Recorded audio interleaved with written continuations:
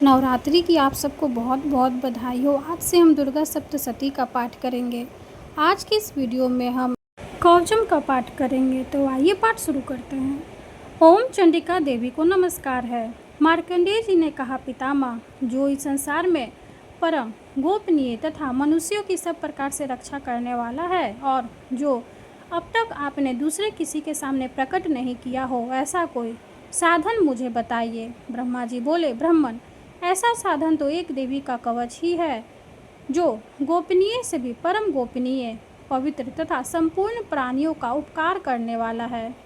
महामुने, उसे श्रवण करो। देवी की 9 मूर्तियां हैं, जिन्हें 9 दुर्गा कहते हैं। उनके पृथक पृथक नाम बतलाए जाते हैं। प्रथम नाम शैलपुत्री है, दूसरी मूर्ति का नाम ब्रह्मचारिणी, तीसरा स्वरूप चंद्रघंटा के नाम से जाना जाता है, चौथी मूर्ति को कुष्मांडा कहते हैं, पांचवी दुर्गा का नाम स्कंद माता है, देवी के छठे रूप को कात्यायनी कहते हैं, सातवां कालरात्रि और आठवां स्वरूप महागौरी के नाम से प्रसिद्ध है, नौवीं दुर्गा का नाम सिद्धिदात्री है। यह सब नाम सर्वज्ञ वेद भगवान के द्वारा ही प्रतिपादित हुए हैं। जो मनुष्य अग्नि में जल रहा हो, रणभूमि में शत्रुओं से घिर गया हो, विषम संकट में फंस गया हो तथा इस प्रकार भय से आतुर होकर जो भगवती दुर्गा की शरण में प्राप्त हुए हों, उनका कभी कोई अमंगल नहीं होता। युद्ध के समय संकट में पड़ने पर भी उनके ऊपर कोई विपत्ति नहीं दिखाई देती।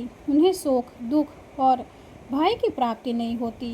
गिरिराज हिमालय की पुत्री पार्वती देवी यद्यपि ये सब की अधोश्री है, तथापि हिमालय की तपस्या और प्रार्थना से प्रसन्न हो कृपा पूर्वक उनकी पुत्री के रूप में प्रकट हुई। यह बात पुराणों में प्रसिद्ध है। ब्रह्मचारी तु शीलम यस्य सह ब्रह्मचारिणी सच्चिदानंदमय, ब्रह्म स्वरूप की प्राप्ति कराना जिसका स्वभाव हो, वे ब्रह्मचारिणी है। तीसरा, चंद्र घंटाए यस्य सह आहदकारी, चंद्रमा जिनकी घंटा में स्थित हो, उन देवी का नाम चंद्र घंटा है। कुत्सिता उष्मा कुष्मा त्रिविधाता प्युत संसारा स अंडे मांसपेशियामु दुर्रूपायम यस्या सा कुष्मांडा, अर्थात त्रिविध तापयुक्त संसार जिनके उदय में स्थित है, वे भगवती कुष्मांडा कहलाती है। छांदोग्य श्रुति के अनुसार भगवती की शक्ति से उत्पन्न हुए संत कुमार का नाम स्कंद है। उनकी माता होने से वे स्कंद माता कहलाती है। देवताओं का कार्य सिद्ध करने के लिए देवी महर्षि कात्यायन के आश्रम पर प्रकट हुई और महर्षि ने उन्हें अपनी कन्या माना, इसलिए कात्यायनी के नाम से उनकी प्रसिद्धि हुई। सबको मारने वाले काल की भी रात्रि विनाशिका होने से उनका नाम काल रात्रि है। इन्होंने तपस्या द्वारा महान गौरवर्ण प्राप्त किया था, तो यह महागौरी कहलाई। सिद्धि अर्थात मोक्ष को देने वाली होने से उनका नाम सिद्धिदात्री है। जिन्होंने भक्ति पूर्वक देवी का स्मरण किया है, उनका निश्चय ही अभ्युदय होगा। देवश्री, जो तुम्हारा चिंतन करते हैं, उनकी तुम निसंदेह रक्षा करती हो। चामुंडा देवी प्रेत पर आरूढ़ होती है, वाराही भैंसों पर सवारी करती है, इंद्रिका वाहन एरावत हाथी है, वैष्णो देवी गरुड़ पर ही आसन जमाती है, महेश्वरी विषभ पर आरूढ़ होती है। ईश्वरी देवी ने श्वेत रूप धारण कर रखा है। ब्राह्मी देवी हंस पर बैठी हुई और सब प्रकार के आभूषणों से विभूषित है। इस प्रकार ये सभी माताएं सब प्रकार की योग शक्तियों से संपन्न है। इनके सिवा और भी बहुत सी देवियां हैं जो अनेक प्रकार के आभूषणों की शोभा से युक्त तथा नाना प्रकार के रत्नों से सुशोभित है। ये संपूर्ण देवियां क्रोध में भरी हुई है और भक्तों की रक्षा के लिए रथ पर बैठी दिखाई देती है। ये शंख, चक्र, गदा, शक्ति, हल और मुसल, खेटक और तोमर, परशु तथा पास, कुंत और त्रिशूल एवं उत्तम शंख, धनुष आदि अस्त्र शस्त्र अपने हाथों में धारण करती है। दैत्यों के शरीर का नाश करना, भक्तों को अभयदान देना और देवताओं का कल्याण करना, यही उनके शस्त्र धारण का उद्देश्य है। कवच कवच आरंभ करने से पहले इस प्रकार प्रार्थना करनी चाहिए। महान रौद्र रूप, अत्यंत घोर पराक्रम में, महान बल और महान उत्साह वाली देवी, तुम महान भय का नाश करने वाली हो, तुम्हें नमस्कार है। तुम्हारी और देखना भी कठिन है। शत्रुओं का भय बढ़ाने वाले जगदम्बिके, मेरी रक्षा करो। पूर्व दिशा में इंद्र शक्ति, मेरी रक्षा करो। अग्निकोण में अग्नि शक्ति, दक्षिण दिशा में वाराही तथा नेत्र कोश में खग धारनी मेरी रक्षा करो। पश्चिम दिशा में वारुणी और वायव्य कोण में मृग पर सवारी करने वाली देवी मेरी रक्षा करो।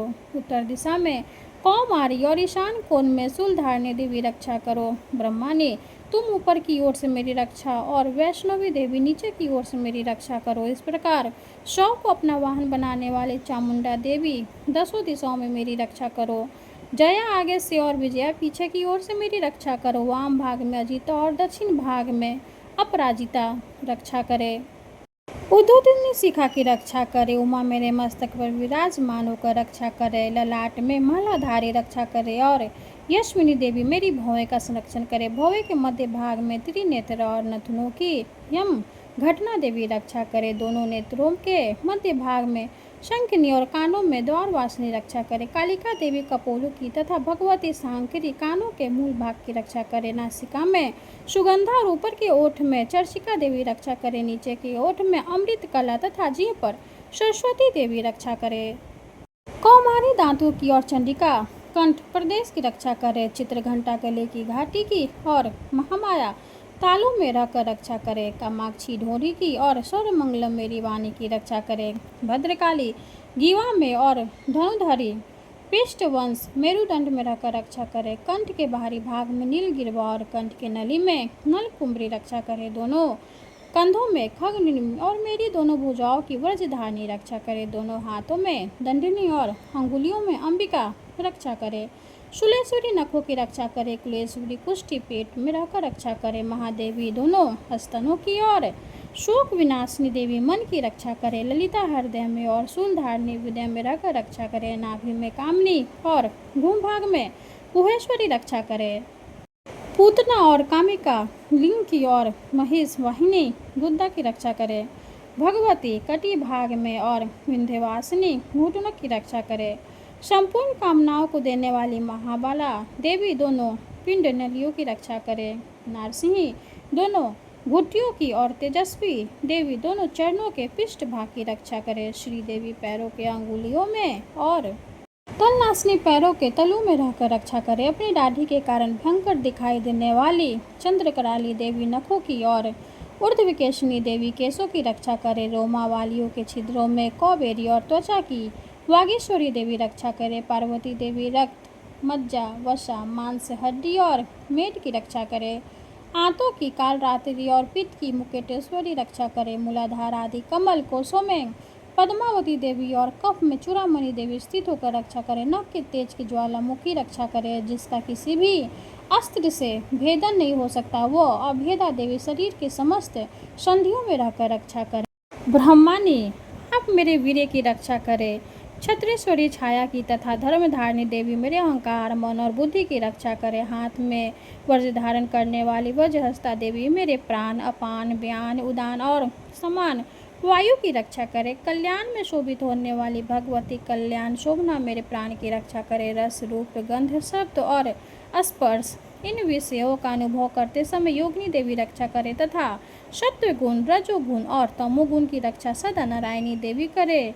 वराही देवी जो स्थान कवच में नहीं कहा गया है एतव रक्षा से रहित है, वो सब तुम्हारे द्वारा सुरक्षित हो, क्योंकि तुम विजयशालिनी और पापनाशनी हो। यदि अपने शरीर का भला चाहो तो मनुष्य बिना कवच के कहीं एक पग भी ना जाए। कवच का पाठ करके ही यात्रा करे। कवच के द्वारा सब ओर से सुरक्षित मनुष्य जहाँ जहाँ भी जाता है वहाँ वहाँ उसे धन लाभ होता है तथा संपूर्ण कामनाओं की सिद्धि करने वाली विजय की प्राप्ति होती है। वह जिस अभीष्ट वस्तु का चिंतन करता है उसको निश्चय ही प्राप्त कर लेता है। वह पुरुष इस पृथ्वी पर तुलना रहित महान ऐश्वर्य का भागी होता है। कवच से सुरक्षित मनुष्य निर्भय हो जाता है। युद्ध में उसकी पराजय नहीं होती तथा वह तीनों लोकों में पूजनीय होता है। देवों का यह कवच देवताओं के लिए भी दुर्लभ है। जो प्रतिदिन नियम पूर्वक तीनों संध्याओं के समय श्रद्धा के साथ इसका पाठ करता है उसे देवी कला प्राप्ति होती है तथा वह तीनों लोकों में कहीं भी पराजित नहीं होता। इतना ही नहीं, वह अपमृत्यु से रहित हो 100 से भी अधिक वर्षों तक जीवित रहता है। मकड़ी चेचक और कोढ़ आदि उसकी संपूर्ण व्याधियां नष्ट हो जाते हैं। कनेर भांग अफीम धतूरे आदि का स्थावर विष सांप और बिच्छू आदि के काटने से चढ़ा हुआ विष तथा अहिफेन और कल के संयोग आदि से बनने वाले कितने विष, ये सभी प्रकार के विष दूर हो जाते हैं, उनका कोई असर नहीं होता। इस पृथ्वी पर मारण, मोहन आदि जितने आभिचारिक प्रयोग होते हैं तथा इस प्रकार के जितने मंत्र यंत्र होते हैं, वे सब इस कवच को हृदय में धारण कर लेने पर उन मनुष्य को देखते ही नष्ट हो जाते हैं। यही नहीं, पृथ्वी पर विचरने वाले ग्राम देवता, आकाशचारी देव, विशेष जल के संबंध से प्रकट होने वाले गण, उपदेश मात्र से सिद्ध होने वाले निम्न कोटि के देवता, अपने जन्म के साथ प्रकट होने वाले देवता, कुल देवता, माला, कंठमाला आदि, डाकनी, शाकनी, अंतरिक्ष में विचरने वाली अत्यंत बलवती भयानक डाकनियाँ, ग्रह, भूत, पिशाच, यक्ष, गंधर्व, राक्षस, ब्रह्म राक्षस, बेताल, कुष्मांड और भैरव आदि अनिष्टकारक देवता भी हृदय में कवच धारण किए रहने पर उस मनुष्य को देखते ही भाग जाते हैं। कवचधारी पुरुष को राजा से समान वृद्धि प्राप्त होती है। यह कवच मनुष्य के तेज की वृद्धि करने वाला और उत्तम है। कवच का पाठ करने वाला पुरुष कीर्ति से विभूषित भूतल पर अपने यश के साथ साथ वृद्धि को प्राप्त होता है। जो पहले कवच का पाठ करके उसके बाद सप्तशती चंडी का पाठ करता है, उसकी सब जगह वन, पर्वत और कानों सहित यह पृथ्वी टिकी रहती है। तब तक यहाँ पुत्र, पौत्र, संतान परंपरा बनी रहती है। फिर देह का अंत होने पर वह पुरुष भगवती महामाया के प्रसाद से उस नित्य परम पद को प्राप्त होता है, जो देवताओं के लिए भी दुर्लभ है। वह सुंदर दिव्य रूप धारण करता और कल्याण में शिव के साथ आनंद का भागी होता है। इस प्रकार कवच का पाठ संपूर्ण हुआ। माता रानी की जय हो। वीडियो अगर अच्छी लगे तो लाइक करते, चैनल को सब्सक्राइब करते। धन्यवाद।